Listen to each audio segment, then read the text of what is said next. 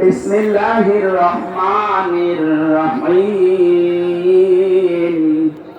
يا أيها الذين آمنوا ادخلوا في السلم كافة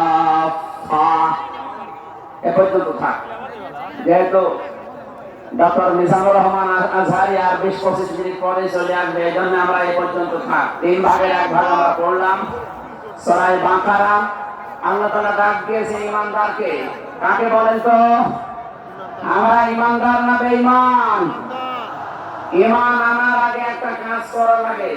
আল্লাহর ঘোষণা ফামাই ইয়াকফুর বিত-তাগুত ওয়া ইউমিন বিল্লাহ। কেউ যদি ঈমান আনতে চায় তার প্রথম কাজ হবে সে যেন তাগুত ছেড়ে দেয়। এদিকে কি মানুষের চাপে মানুষের হচ্ছে নাকি?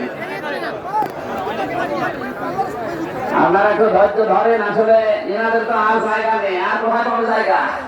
এখানে সন্ধ্যা আসার আগে 8 থেকে 10 লাখ মানুষের ওনারা ব্যবস্থা করেছে। এরপরও বাইরে যে অবস্থা দেখলাম, কমপক্ষে 15 থেকে 16 লাখ মানুষ আজকে এই সিলেটের ময়দানে এসেছে কোরআন শোনার জন্য। আলহামদুলিল্লাহ।